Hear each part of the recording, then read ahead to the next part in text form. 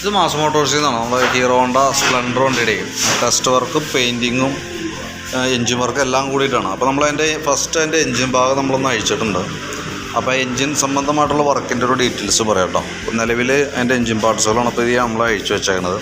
അതിൻ്റെ നമുക്ക് നമ്മൾ ചെയ്യുന്ന വർക്കുകളെന്ന് പറയുമ്പോൾ ഫുൾ വർക്ക് എന്ന് പറയുമ്പോഴത്തേക്ക് അതിനകത്ത് വന്ന ഐറ്റംസ് ഒന്ന് നമുക്ക് ഈ ക്രാങ്ക് വരും. ക്രാങ്ക് സെറ്റ് ചെയ്ത് അതിന് സൈഡ് ബെയറിങ് കണക്ടറോടൊക്കെ മാറ്റിയിട്ട് സെറ്റ് ചെയ്തെടുക്കും. സിലിണ്ടർ പിസ്റ്റണൊക്കെ ഓൾറെഡി നമ്മൾ മാറ്റി പുതിയതാണ് യൂസ് ചെയ്യുന്നത് കേട്ടോ. ഓൾറെഡി കംപ്ലയിൻ്റ് ഉണ്ട്. അതിൻ്റെ ഉള്ളിലൊക്കെ അത്യാവശ്യം നല്ല രീതിയിൽ തന്നെ സ്ക്രാച്ചസും കാര്യങ്ങളും വന്നിട്ടുണ്ട്. അതിൻ്റെ ഉള്ളിൽ നോക്കുമ്പോൾ നമുക്ക് കൃത്യമായിട്ട് അറിയാം വരകൾ വീണിട്ടുണ്ട്. പിന്നെ നമുക്കതിൻ്റെ ഈ ഗിയർ ബോക്സിൻ്റെ ബെയറിങ്ങുകൾ ഇവിടെ വന്ന 2 ബെയറിങ്, ഇവിടെ വന്ന 2 ബെയറിങ്, ഗിയർ ബോക്സിൻ്റെ ബെയറിങ്ങുകൾ മാറ്റുന്നുണ്ട്. പിന്നെ അതേപോലെ നമുക്ക് അഴിച്ചു നോക്കുമ്പോൾ അതിൻ്റെ 4ാമത്തെ ഗിയർ 4th ഗിയറിൻ്റെ പല്ലുകൾക്ക് അത്യാവശ്യം തേയ്മാനങ്ങളുണ്ട്.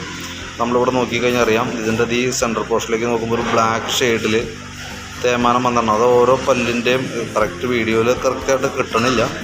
ഓരോ പല്ലിൻ്റെയും ഇടകളിലൂടെ അതിൻ്റെ ഒരു തേയ്മാനമുണ്ട്.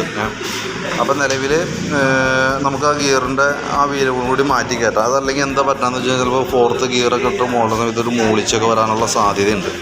പിന്നെയെന്ന് വെച്ചാൽ നമുക്ക് അതിൻ്റെ ഈ വാൽവ് ഹെഡിൻ്റെ വാൽവ് കാര്യങ്ങൾ മാറ്റും, വാൽവ് സീറ്റിങ് കാര്യങ്ങളൊക്കെ ചെയ്യും. അതേപോലെ തന്നെ വാൽവിൻ്റെ ഒരു ഗൈഡും മാറ്റി നമ്മൾ റീസെറ്റ് ചെയ്യും കേട്ടോ. പിന്നെ നമുക്ക് ക്ലച്ച് ഡിസ്കിൻ്റെ കംപ്ലയിൻ്റ് ഓൾറെഡി ഉണ്ട്. അപ്പോൾ അത് നിലവിലിപ്പോൾ കിടക്കുന്നത് MK എന്ന് പറഞ്ഞ ഒരു കുറഞ്ഞ ബ്രാൻഡാണ് ഇപ്പോൾ നിലവിൽ വണ്ടിയുമ്പോൾ കിടക്കുന്നത്. അപ്പോൾ നമ്മൾ മാറ്റിയതൊക്കെ കമ്പനി ഒറിജിനൽ പാർട്സിലേക്ക് കൺവേർട്ട് ചെയ്യും. പിന്നെ ഈ ക്ലച്ച് ഔട്ടറിൻ്റെ ഈ ക്ലച്ച് ബെല്ലെന്ന് പറയുന്ന ഒരു കവറാണത്. അത് നമുക്ക് ഈ ക്ലച്ച് ഡിസ്ക് വന്ന് അടിച്ചടിച്ച് ആ ഭാഗം ഒരു സ്റ്റെപ്പ് പോലെ വീണിട്ടുണ്ട്. അപ്പോൾ അതും നമ്മൾ ലെയ്ത്തിൽ കൊടുത്തിട്ട് ചേഞ്ച് ചെയ്തെടുക്കുന്നുണ്ട്. അതിൻ്റെ ഈ വീലൊക്കെ തന്നെ യൂസ് ചെയ്യും.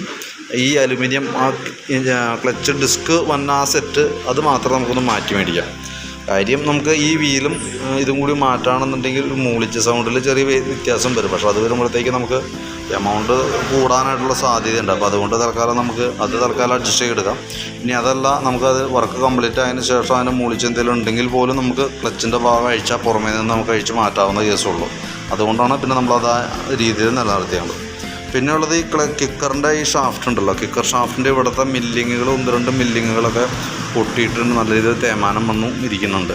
അപ്പോൾ കിക്കർ ഷാഫ്റ്റിൻ്റെ മില്ലിങ്ങൊക്കെ പെട്ടെന്ന് ഡാമേജ് വന്നാൽ നമുക്കത് എഞ്ചിൻ്റെ ഉള്ളിൽ വന്ന ഐറ്റം ആയതുകൊണ്ട് തന്നെ അത് ഓൾറെഡി നമ്മുടെ ഒരു മുൻകരുതൽ എന്നൊരു ഭാഗമായിട്ട് അതൊന്നും മാറ്റി ഈ ഷാഫ്റ്റ് മാത്രം മാറ്റിയിടാം. വീലൊക്കെ നമുക്ക് തന്നെ യൂസ് ചെയ്യാം. ഈ ഷാഫ്റ്റ് മാത്രം ഒന്ന് ചേഞ്ച് ചെയ്തിടാം. പിന്നെ ഓൾറെഡി ടൈമിങ് ചെയിന് അതിൻ്റെ ഉള്ളിൽ തന്നെ ചെയിൻ, ആ ക്യാം ചെയിൻ എന്ന് പറഞ്ഞിട്ട് ചെറിയ ചെയിൻ മണ്ണുണ്ട്. ആ ചെയിന് കാര്യങ്ങളൊക്കെ അത് മാറ്റി നമ്മൾ സെറ്റ് ചെയ്യും. അതേപോലെ തന്നെ മറ്റേ ഓയിൽ സീലുകൾ, ഗ്യാസ്കറ്റ് അതെല്ലാം കൂടിയിട്ട് നമ്മൾ അതിൻ്റെ ചേഞ്ചിങ് ചെയ്യും. അപ്പോൾ നമ്മൾ ഈ പറഞ്ഞ രീതിയുടെ എൻജിൻ്റെ ചെയ്യുമ്പോൾ ഫുൾ ഗ്യാരണ്ടിയിൽ ചെയ്യാവുന്ന കണ്ടീഷനിലാണ് നമ്മൾ അതിൻ്റെ പാർട്സുകൾ മാറ്റിയിട്ട് റീസെറ്റ് ചെയ്യണം കേട്ടോ. ക്യാം ചെയിൻ എന്ന് പറയുന്ന ഐറ്റം ഇതാണ് കേട്ടോ.